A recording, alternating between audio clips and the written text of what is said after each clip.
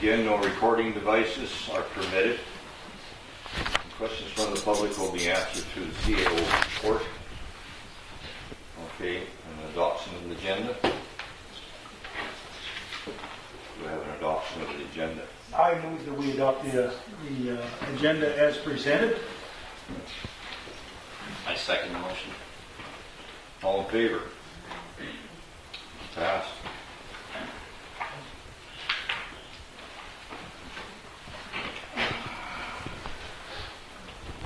Okay. I wish to have the approval of the minutes of the June 21st, 2018 meeting minutes. I move that we approve the minutes as presented for June 21st, 2018. Do I have a second? I second. All in favor? Passed. Okay, report. CAO's report. Please, Gordon. Okay, just to let everybody know from now on, our meetings will be in here. I guess they've opened up a daycare in the Valewood room where we used to be, so I'll adjust the website and make sure that everybody knows that it's in here. The schedule stays the same though.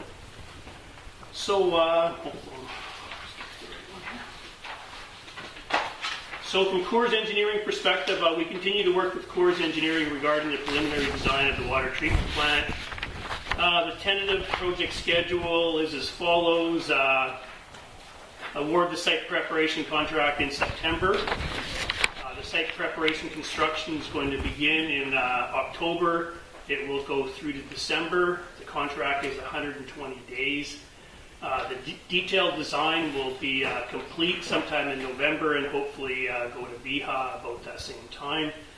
And then in 2019, we're going to do the tender process in the first month of 2019, which is January. And the reason we're going to do that is because we think it's a lot better time to release the tender documents in January, in the beginning of the year, when companies are a lot more hungry. We could probably do it a little bit earlier in December, but releasing tender documents in early December is not a good plan. So we're going to wait and release them in January, and then we'll award the contract probably sometime in early February, and hopefully the construction will begin in February or March.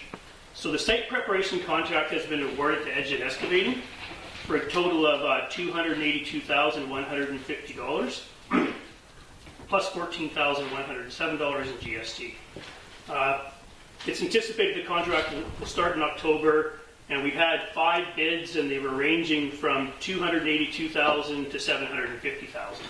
Wow. So there was quite a range in the bids. So as you can see, that Edge's bid was very competitive, and I was thinking from my perspective, based on my past project management experience, that it would probably come in somewhere around $300,000. So I was quite happy to see that it came in under that. So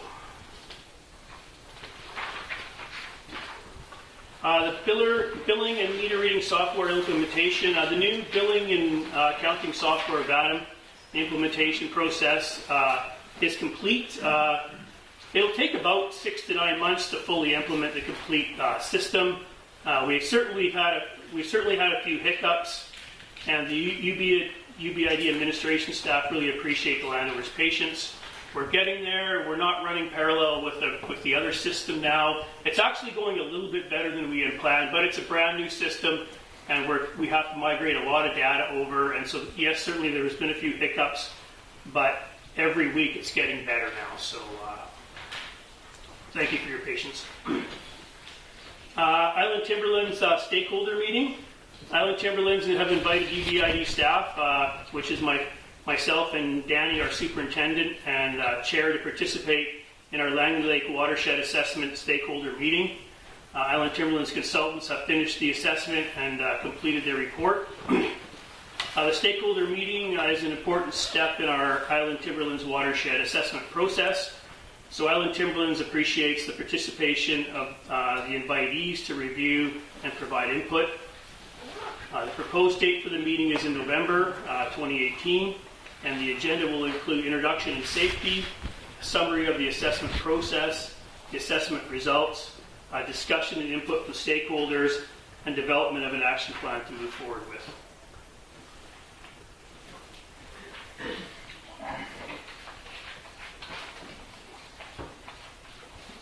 Vancouver Island Health Authority update.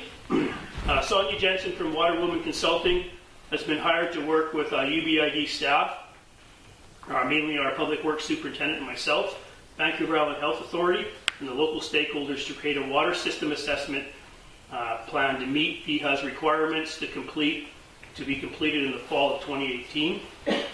Additionally, we have submitted an extensive plan to the Vancouver Island Health Authority regarding UBID's failure to construct the water treatment plant by August the 31st, 2018. Once this plan has been approved by Island Health, the highlights will be released to landowners. My preliminary reports from Island Health that they've accepted the majority of the report. I'll be meeting with Island Health shortly just to finalize a few little details. But from UBID's perspective, not a lot will change as far as how we operate. We'll just be in communication a lot more with Vancouver Island Health Authority if any of our readings go above the required amounts. So if our turbidity levels go higher. From a credit collection perspective, we sent reminder notices were issued to landowners and their authorized designate whose water tolls deemed to be in excess of 75 days in arrears. We issued and hand-delivered 27 letters to the delinquent accounts, which totals the remaining 13,836 of our credit collection arrears. So previous to that, we were able to collect the other credit collection amount just by through our newsletters and contacting customers. The notices were issued on September the 13th, and the landowners have until October the 4th to pay or arrange for suitable payment plans. We have been arranging for a few payment plans at this point. If water tolls continue to remain outstanding after a 21-day period, a 24-hour water disconnection notice will be issued. We emailed 2 notices, and one landowner already phoned in and said they would make the full payment online. So we've had a pretty good response to the credit collection initiative. And the new VADM software makes it significantly easier for us to do the credit collection. All we do is get a report. Sorry. Mike Hamilton logging, boom log donation. So Mike Hamilton donated the logs for the replacement of the Langley Lake log boom. And that basically what it does, we have a log boom all the way across the lake, and they're large diameter logs. And what it does is it helps for anything to float into the area where our dam is. So it basically creates a floating dam to create any trees that may fall into the lake or anything to keep our dam safe and our water intake. This donation saved the of Union Bay approximately $8,000. So that was pretty generous on behalf of Mike Hamilton and his company. So the UBID board would like to thank Mike for his generous donation.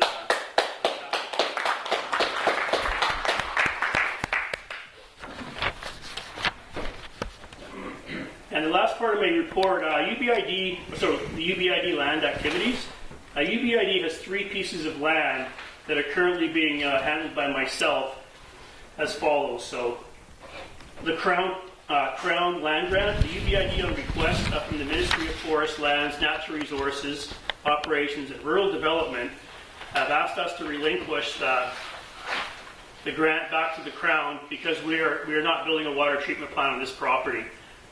This request was approved by the board, and I've sent the letter to the ministry already. Highway property, Island Timberlands has been given first right of refusal to for the approximate 10 acres of land. Hectares, which is about 26 acres, I think, of land by Highway 19 and McLeod Road.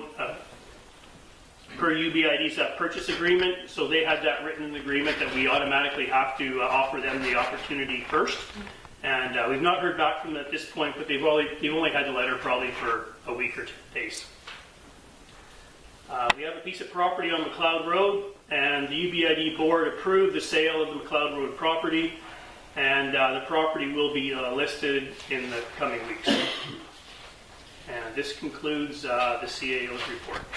Thank you, Gordon. Mr. Chair. Yes. Just like to emphasize something, Gordon, that maybe everyone's not quite aware of.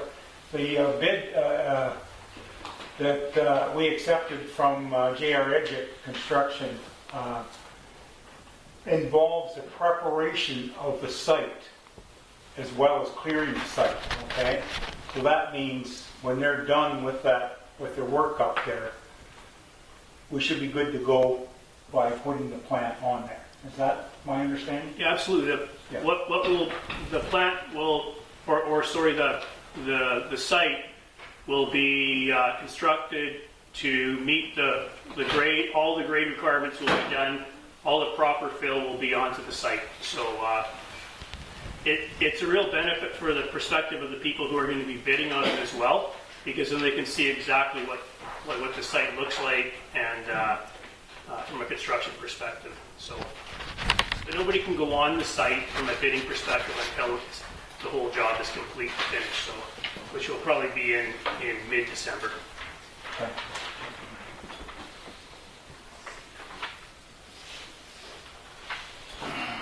Okay. The fire chief's report. Rick, would you please read it out? Thank you. Union Bay Fire Rescue Fire Chief's Report, prepared by Mark Jackson, the Fire Chief. Date prepared September 4th, 2018. Before I get going on this, I just want to bring up the open house, so before I forget. Fire Protection Week open house at the Union Bay Fire Hall is Wednesday, October the 10th, from 5 p.m. to 7 p.m. Come on down, meet the firefighters, look over the equipment, and grab a snack. Looking forward to you dropping by.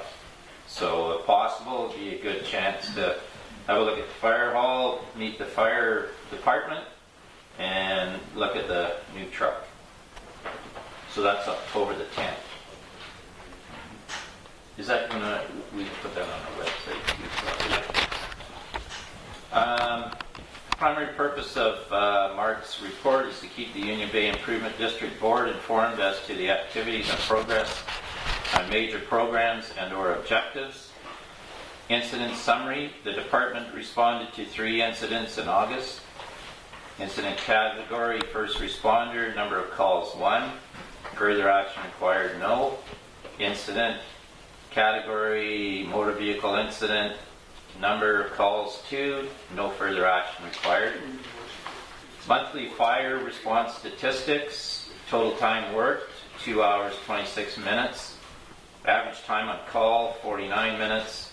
Total number of responders 11. Average number of responders 4. Open fire band in coastal fire centers. I don't think there's any fire bands right now, but best thing is to refer to the BC Wildfire Management Branch website for the latest information. Training, nothing new to report. Vehicles and vehicle safety, nothing new to report. Membership, current strength is 16 members. Fire hall, nothing new to report. Occupational health and safety, nothing new to report. Public relations and events, Lieutenant Pridmore represented Union Bay Fire Rescue and the recent Yana charity event on August 19th. Submitted by Mark Jackson. All in favor to accept this report? I move that we accept the report. We've got to do the public works report We'll do first. the- yeah. Then we'll accept them all at the same time. All at the same time. Okay. Public Works report, please, Peter. Okay, repairs, 6097 South Island Highway, leaking from a split pipe just before the curb stop. Had to isolate leak by turning off a section of water main between Harwood Road and the next fire hydrant south. Installed new section of pipe to the existing curb stop. The area around the east side of the meter box was caving in as there was a small creek running along the front of the property. New connections, 4th Street, new connection from main line to meter, waiting for our owner. Machamp Road, 1-inch connection from main to meter, installed 1-inch pipe up from the highway to the meter setter and box. The hot tap will have to wait as there are no flaggers in the valley, not working on other projects. It will be done as soon as the team is available. Valve maintenance, all isolation valves have been cleaned and painted in the system. Water stats, input 0.57 NTUs, output 0.55 NTUs. Chlorine is 1.75 parts per million free. Water consumption is 400 cubic meters per day. The Langley Lake height is 59 centimeters. Water temperature 11.4 degrees Celsius. Langley Lake, stage 1 is still in effect until it reaches the 64 centimeter mark down from the spillway. The lily pad growth again this year was minimal and seems to be improving yearly. The lake is now filling and the turbidity is staying low.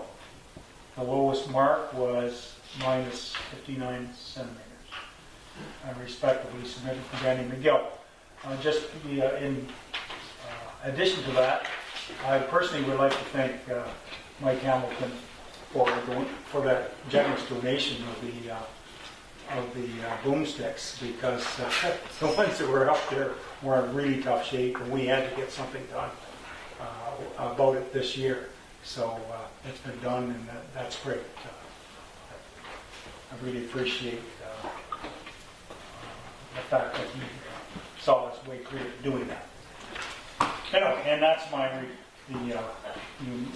public works report. Thank you, Peter. Okay, acceptance of all 3 reports. I make a motion we accept the reports as read. A second. All in favor? Passed. Thank you very much.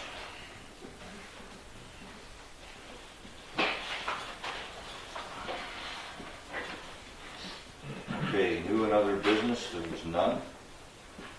Correspondence, there was none. We were waiting for it and none came.